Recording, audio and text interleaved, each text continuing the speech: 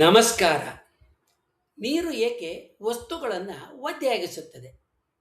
ಮಾನವನ ದಿನನಿತ್ಯದ ಜೀವನದಲ್ಲಿ ಒದ್ದೆ ಎನ್ನುವ ಅನುಭವ ಅತ್ಯಂತ ಸಾಮಾನ್ಯದ್ದು. ಮಳೆ ಬಂದಾಗ ನೆಲ ಒದ್ದೆ ಆಗ್ತದೆ, ಕೈಗೆ ನೀರು ತಾಗಿದಾಗ ಅದು ಒದ್ದೆಯಾದಂತೆ ಕಾಣ್ತದೆ, ಬಟ್ಟೆಗೆ ನೀರು ಹಾಕಿದರೆ ಅದು ಒದ್ದೆಯಾದ ಸ್ಥಿತಿಗೆ ಹೋಗ್ತದೆ. ಈ ಅನುಭವದ ಆಧಾರದ ಮೇಲೆ ನಾವು ಸಾಮಾನ್ಯವಾಗಿ ನೀರು ಒದ್ದೆ ಮಾಡುತ್ತೆ, ನೀರು ಒದ್ದೆ ಆಗಿದೆ ಅಂತ ಹೇಳ್ತೇವೆ. ಆದರೆ ಭೌತ ವಿಜ್ಞಾನ ಮತ್ತು ರಸಾಯನ ವಿಜ್ಞಾನದ ದೃಷ್ಟಿಯಿಂದ ನೋಡಿದರೆ ಈ ಹೇಳಿಕೆ ಸಂಪೂರ್ಣವಾಗಿ ಸರಿಯಲ್ಲ. ನಿಜವಾಗಿ ನೀರು ಸ್ವತಃ ಹಸಿನೂ ಅಲ್ಲ, ಒದ್ದೆನೂ ಅಲ್ಲ. ಅದು ಇತರ ವಸ್ತುಗಳನ್ನು ಒದ್ದೆಯಾಗಿಸುತ್ತೆ ಅಷ್ಟೇ. ಮೊದಲು ಒದ್ದೆ ಎನ್ನುವ ಪದದ ಅರ್ಥವನ್ನು ನಾವು ತಿಳ್ಕೊಳ್ಳೋಣ. ಒದ್ದೆ ಅನ್ನೋದು ಒಂದು ಸ್ವತಂತ್ರವಾದ ವಸ್ತುವಿನ ಗುಣ ಅಲ್ಲ. ಅದು ವಸ್ತುವಿಗೆ ಇರುವಂಥ ಗುಣ ಅಲ್ಲ. ಅದು ಒಂದು ಸ್ಥಿತಿ ಅಥವಾ ಅನುಭವ ಮಾತ್ರ. ಯಾವುದಾದರೂ ಘನ ವಸ್ತುವಿನ ಮೇಲೆ ದ್ರವ, ವಿಶೇಷವಾಗಿ ನೀರು ಹಬ್ಬಿದಾಗ ಆ ವಸ್ತುವನ್ನು ನಾವು ಒದ್ದೆ ಅಂತ ಹೇಳ್ತೀವಿ. ಅಂದರೆ ಒದ್ದೆ ಅನ್ನೋದು ಎರಡು ವಿಭಿನ್ನ ಪದಾರ್ಥಗಳ, ಅಂದರೆ ಒಂದು ದ್ರವ ಮತ್ತು ಒಂದು ಘನ, ಇವೆರಡರ ನಡುವಿನ ಪರಸ್ಪರ ಕ್ರಿಯೆಯಿಂದ ಉಂಟಾಗ್ತಕ್ಕಂಥ ಒಂದು ಪರಿಣಾಮ, ಅನುಭವ. ಈ ಪರಸ್ಪರ ಉಂಟಾಗುವ ಕ್ರಿಯೆಯನ್ನು, ಪರಿಣಾಮವನ್ನು ವಿವರಿಸೋದಕ್ಕೆ ವಿಜ್ಞಾನದಲ್ಲಿ ಎರಡು ಮುಖ್ಯ ತತ್ವಗಳನ್ನ ಬಳಸಲಾಗ್ತದೆ: ಕೊಯೆಷನ್ನು ಮತ್ತು ಅಡೇಷನ್. ಕೊಯೆಷನ್ನು ಅಂದರೆ ಒಳ ಅಂಟಿಕೆ, ಅಂದರೆ ಒಂದೇ ವಿಧದ ಅಣುಗಳ ನಡುವೆ ಇರತಕ್ಕಂಥ ಸೆಳೆತದ ಶಕ್ತಿ, ಆಕರ್ಷಕ ಶಕ್ತಿ. ನೀರಿನ ಅಣುಗಳು ಪರಸ್ಪರ ಬಲವಾಗಿ ಆಕರ್ಷಿತ ಆಗಿರೋದ್ರಿಂದ, ಸೆಳೆಯಲ್ಪಟ್ಟಿರೋದ್ರಿಂದ ನೀರು ಹನಿಗಳ ರೂಪದಲ್ಲಿ ಸೇರುತ್ತೆ ಮತ್ತು ಕೂಡಿಕೊಳ್ತದೆ. ಅಡೇಷನ್ನು ಅಂತ ಹೇಳಿದರೆ ಹೊರ ಅಂಟಿಕೆ, ಅಂದರೆ ವಿಭಿನ್ನ ಪದಾರ್ಥಗಳ ಅಣುಗಳ ನಡುವೆ ಇರತಕ್ಕಂಥ ಆಕರ್ಷಣೆ, ಸೆಳೆತ.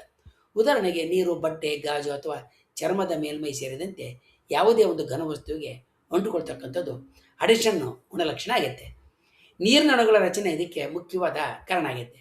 ನೀರು H2O ಎನ್ನುವ ರಾಸಾಯನಿಕ ಸಂಯೋಜನೆ ಮತ್ತು ಸಂಯುಕ್ತ. ಇದರಲ್ಲಿ ಜಲಜನಕ ಮತ್ತು ಆಮ್ಲಜನಕದ ಅಣುಗಳಿದ್ದಾವೆ. ಈ ಅಣುಗಳ ಮಧ್ಯೆ ಇರತಕ್ಕಂಥ ವಿದ್ಯುತ್ ಧ್ರುವೀಯತೆ, ಅಂದರೆ ಪೋಲಾರಿಟಿ, ನೀರಿನ ಅಣುಗಳನ್ನು ಪರಸ್ಪರ ಹಾಗೂ ಇತರ ವಸ್ತುಗಳ ಜೊತೆಗೆ ಆಕರ್ಷಿಸೋದಕ್ಕೆ ನೆರವಾಗುತ್ತೆ. ಈ ಗುಣದಿಂದಲೇ ನೀರು ವಿವಿಧ ಮೇಲ್ಗಳ ಮೇಲೆ ಹರಡಿ ಅವುಗಳನ್ನ ಒದ್ದೆ ಆಗಿಸುತ್ತೆ. ಉದಾಹರಣೆಗೆ ಹೇಳೋದಾದರೆ, ಒಣಗಿದ ಬಟ್ಟೆಗೆ ನೀರು ಹಾಕಿದಾಗ ನೀರಿನ ಅಣುಗಳು ಬಟ್ಟೆಯ ನಾರುಗಳಿಗೆ ಅಂಟಿಕೊಳ್ತವೆ. ಅಂದರೆ ಇದನ್ನು ನಾವು ಅಡೇಷನ್ ಅಂತ ಹೇಳ್ತೀವಿ. ಈ ಅಂಟಿಕೊಳ್ಳುವಿಕೆ ಅಡೇಷನ್ನ, ಅಂದರೆ ಹೊರ ಅಂಟಿಕೆಯ ಪರಿಣಾಮ. ಜೊತೆಗೆ ನೀರಿನ ಅಣುಗಳು ಪರಸ್ಪರ ಕೂಡಿಕೊಳ್ಳೋದ್ರಿಂದ ಕೊಯೆಷನ್ನಿಂದ ನೀರು ಬಟ್ಟೆ ಒಳಗಡೆ ಹರಡ್ತದೆ. ಈ ಪ್ರಕ್ರಿಯೆ ನಂತರ ನಾವು ಆ ಬಟ್ಟೆಯನ್ನು ಒದ್ದೆ ಆಯಿತು ಅಂತ ಹೇಳ್ತೀವಿ, ಒದ್ದೆ ಅಂತ ಕರಿತೀವಿ.